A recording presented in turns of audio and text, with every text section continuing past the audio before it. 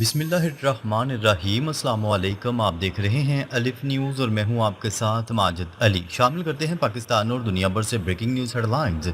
Israel ने America को ultimatum दे दिया, ईरान पर अकेला हमला करेंगे, अब ये हमारी जंग है। इसराइली मीडिया पर यह बात खुलकर चल पड़ी है कि तेल अवीव ने फैसला कर लिया है कि वो ईरान पर आज़ादाना हमला करेगा। किसी भी लम्हे ये हमला हो सकता है।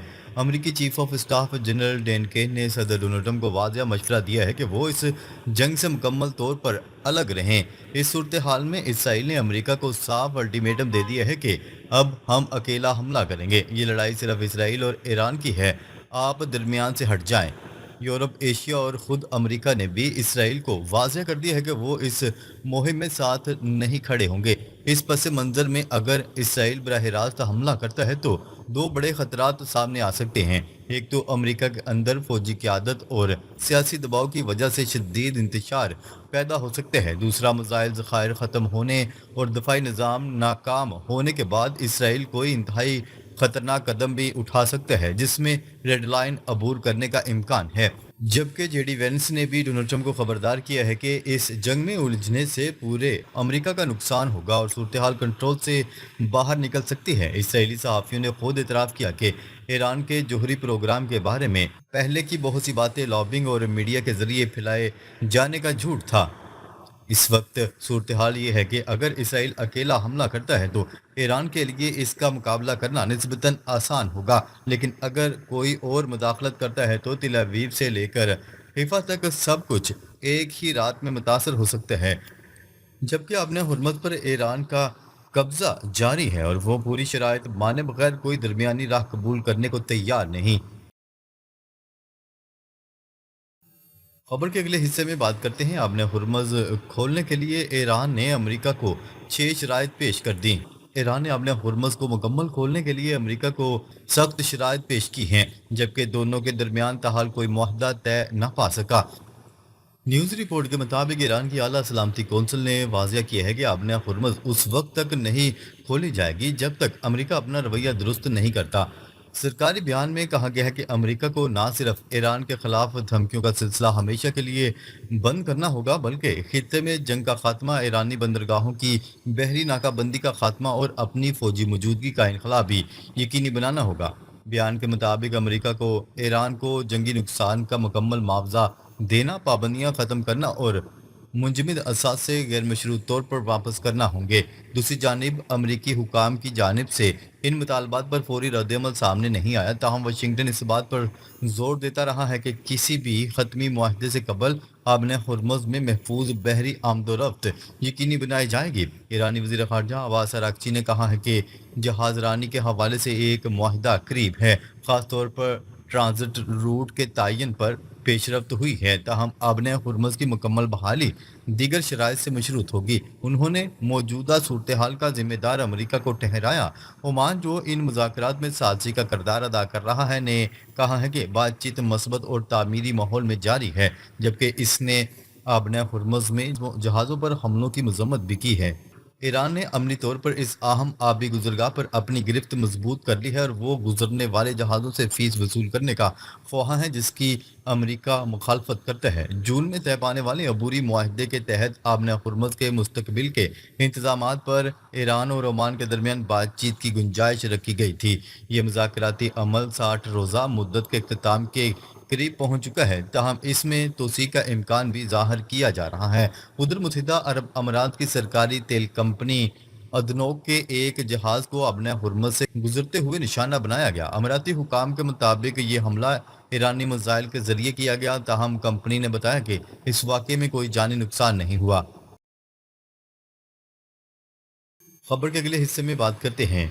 अमेरिकी डेमोक्रेट्स ने नवंबर के वस्त मुद्दती इंतखाबात में ऐवान नुमाइंदगान में अक्सरियत हासिल करने की सूरत में सदर डोनाल्ड ट्रंप से मुतल्लिक वसी तहकीकात का मनसूबा तैयार कर लिया। ذرائع کے مطابق فوری مواخذے کی بجائے ڈونلڈ ٹرمپ سے منسلک کمپنیوں، مالیاتی اداروں اور انتظامیہ سے کاروباری تعلق رکھنے والے اداروں کی چھان بین کی جائے گی۔ ڈیموکریٹس سماعتوں طلبی کے احکامات اور دستاویزات کے ذریعے معلومات حاصل کرنے کا ارادہ رکھتے ہیں۔ ممکنہ تحقیقات میں ڈونلڈ ٹرمپ انتظامیہ کے فیصلے، سرکاری معاہدے، کارپوریٹ عطیات اور ٹرمپ خاندان سے منسلک مالیاتی ادارے شامل ہوں گے۔ ذرائع کا کہنا ہے کہ تحقیقات سے مواخذے کے لیے قابل عمل شواہد ملے تو یہ آپشن بھی زیر غور آ سکتا ہے۔ خبر کے اگلے حصے میں بات کرتے ہیں حماس کا امریکی حمایت یافتہ غزہ امن منصوبے پر عمل درآمد کے لیے آمادگی کا اظہار۔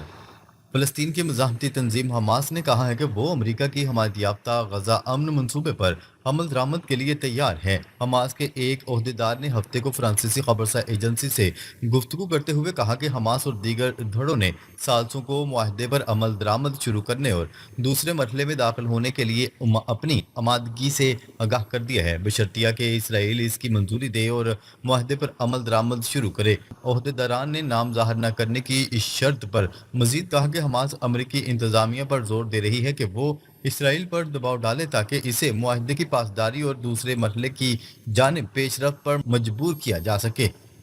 گزشتہ ہفتے ڈونلڈ ٹرمپ نے حماس کی جانب سے منصوبے کے تحت غیر مسلح ہونے پر رضامندی کو اہم پیش رفت قرار دیا تھا۔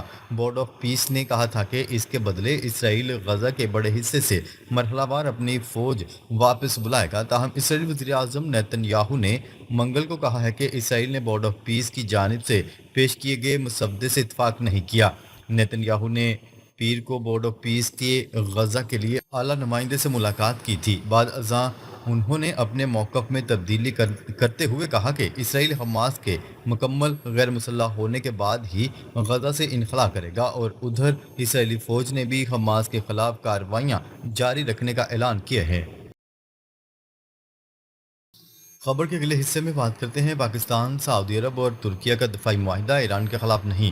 ترک وزارت خارجہ ترکیہ کے وزیر خارجہ نے کہا ہے کہ سعودی عرب، پاکستان اور ترکیہ کے درمیان دفاعی معاہدہ ایران یا کسی دوسرے ملک کے خلاف نہیں۔ میڈیا رپورٹ کے مطابق سعودی ولی عہد شہزادہ محمد بن سلمان، ترک صدر رجب طیب ایردوان اور وزیر اعظم پاکستان نے جمعے کو مکہ میں معاہدے پر دستخط کیے تھے، جس میں کہا گیا ہے کہ ایک ملک پر حملہ تینوں پر حملہ تصور کیا جائے گا۔ مکہ دفاعی معاہدہ تیل کی دولت سے مالا مال سعودی عرب اور جوہری طاقت پاکستان کے ساتھ ترکی کو بھی اکٹھا کرتا ہے، جس کے پاس نیٹو کی دوسری سب سے بڑی فوجی اور تیزی سے بڑھتی ہوئی دفاعی صنعت ہے۔ معاہدے کو علاقائی استحکام کی جانب ایک اہم قدم قرار دیتے ہوئے ترک وزیر خارجہ کا کہنا تھا کہ یہ بڑھتی ہوئی علاقائی غیر یقینی صورتحال اور جنگ کے خطرات کے وقت تعاون اور مزاحمت کو گہرا کرتا ہے۔ ترکی کے سرکاری خبرسا ایجنسی کو انٹرویو دیتے ہوئے ترک وزیر خارجہ حکان فیدان نے اصرار کیا کہ تینوں ممالک کسی خاص ریاست کو اس وقت تک مخالف نہیں سمجھتے جب تک کہ وہ ان کے خلاف کارروائی نہ کریں۔ انہوں نے کہا کہ معاہدے میں ایسا کچھ نہیں لکھا اور نہ ہی ہم نے ایسی کسی چیز پر دستخط کیے ہیں جو ایک مشترکہ خطرے کی وضاحت کرتا ہو۔ کوئی بھی ملک جو ہم پر حملہ نہیں کرتا وہ ہمارے لیے ہدف نہیں ہے۔ خبر کے اگلے حصے میں بات کرتے ہیں امریکہ میں دفاعی کمپنیوں کو اسلحہ بنانے کی نئی حکمت عملی پیش کرنے کے لیے 21 دن کی مہلت۔ امریکی محکمہ دفاع نے ایران جنگ میں ہتھیاروں کے ذخائر میں کمی کے باعث دفاعی کمپنی کو اسلحہ کی پیداوار بڑھانے کی ہدایت کر دی۔ واشنگٹن پوسٹ نے رپورٹ میں دعویٰ کیا ہے کہ نائب وزیر دفاع نے دفاعی کمپنی کو نئی پیداواری حکمت عملی پیش کرنے کے لیے 21 دن کی مہلت دی ہے۔ پینٹاگون کے مطابق ایران جنگ کے باعث امریکی ہتھیاروں کے ذخائر پر شدید دباؤ ہے۔ رپورٹ میں بتایا گیا ہے کہ دفاعی کمپنیوں کو پیداوار اور ترسیل کی رفتار میں تیزی سے اضافہ کرنے کے احکامات دیے گئے ہیں۔ بلوم برگ نے رپورٹ میں بتایا ہے کہ پینٹاگون نے امریکہ کی بڑی دفاعی کمپنیوں سے کہا ہے کہ وہ اہم ہتھیاروں کے نظام کی پیداوار اور ترسیل تیز کریں، کیونکہ ایران جنگ کے باعث فوجی ذخائر پر دباؤ بڑھ گیا ہے۔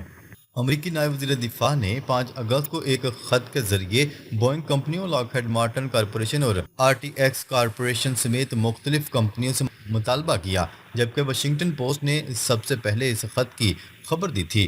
نائب وزیر دفاع نے لکھا، برسوں پر محیط تیاری کے ادوار قابل قبول نہیں ہمیں اپنے پروگراموں کے نظام اور اوقات میں فوری طور پر نمایاں تیزی لانی ہوگی اور اپنی پیداواری صلاحیت میں اضافہ کرنا ہوگا۔ پینٹاگون وسیع علاقے کی نگرانی کے آلات، فضائی دفاعی سینسرز، میزائل شکن نظام اور میزائلوں کی نگرانی کرنے والے نظاموں کی تیز ترین خریداری اور پیداوار میں اضافے کا خواہاں ہیں۔ امریکی فوج کی جانب سے ایران کے خلاف حملے کرنے اور مشرق وسطیٰ میں امریکی اڈوں کو نشانہ بنانے والے ڈرونز اور میزائلوں کو روکنے کے دوران امریکی ہتھیاروں کے ذخائر پر توجہ بڑھ گئی ہے۔ تاہم امریکی صدر نے جمعرات کو اس بات کی تردید کی کہ امریکہ کے پاس گولہ بارود کی کمی ہو رہی ہے۔ ان کا کہنا تھا کہ ملک کے پاس بڑی تعداد میں گولہ بارود موجود ہے۔ ڈونلڈ ٹرمپ نے تسلیم کیا کہ بعض نامعلوم ہتھیاروں کے نظام کے ذخائر کچھ قدرے محدود ہیں، تاہم ان کا کہنا تھا کہ ان کے متبادل روزانہ پہنچ رہی ہیں۔